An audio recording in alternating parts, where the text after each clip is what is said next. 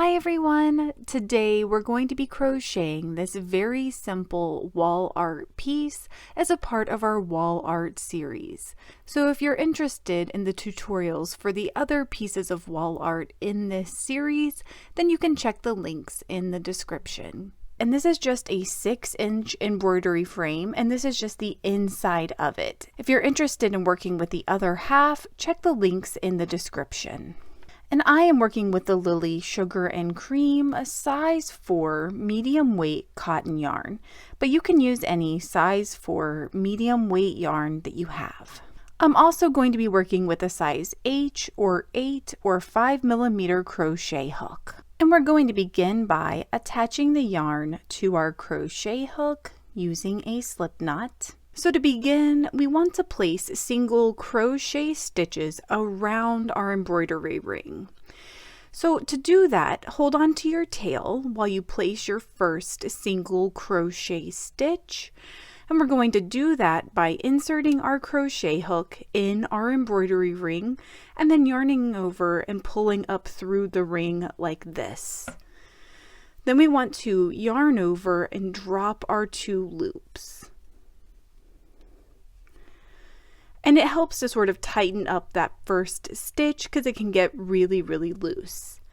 From here, we're just going to repeat that process, working around our embroidery ring to place our single crochet. And we want to repeat this for a total of 60 stitches until we get back to our first single crochet. And once you have your 60 single crochets, your wall art should look something like this. So now what we want to do is turn all of these stitches to the inside of the ring like this. So now all of your stitches should be on the inside of your ring. So from here, we're just going to place a slip stitch in the top of our first single crochet. And this is going to be a little bit awkward because you're working inside the ring, so I apologize for that. And from here, we're going to place some slightly strange bead stitches.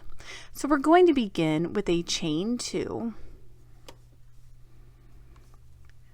And then working backwards from our current stitch, we want to skip these next 2 stitches right here and then place our bead stitch in the 3rd stitch from our current stitch, so way back here. So to do that, we're just going to yarn over and insert our crochet hook in that stitch. And then we're going to yarn over and pull all the way up through nice and loose. Then we're going to yarn over and reinsert our crochet hook in that stitch and then yarn over and pull back up through. We want to repeat that process 2 more times so that we have a total of 4 yarn over and pull up throughs.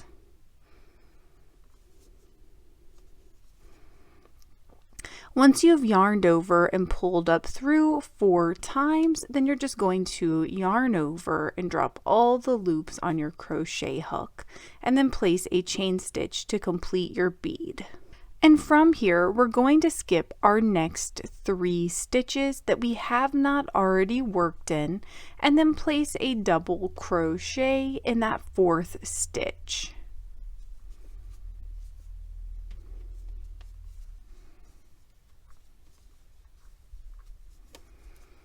Then working backwards, we want to sort of locate the middle skipped stitch. So this one right here, and we want to place our bead stitch there, yarning over and inserting our crochet hook 4 times.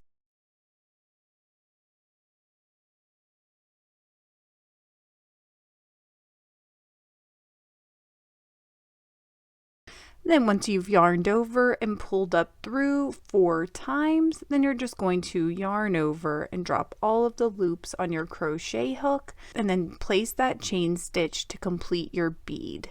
And from here, we're just going to repeat that process going all the way around our row. And when you get to the end of your row, you should have a total of 15 bead stitches. And at the end of the row, your wall art should look something like this. And from here, we're going to place a slip stitch in the top of our first bead stitch.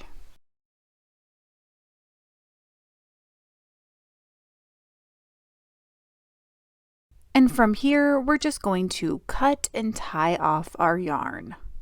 And you can use a smaller crochet hook if you would like to hide your tails on whatever side you consider to be the back of your project.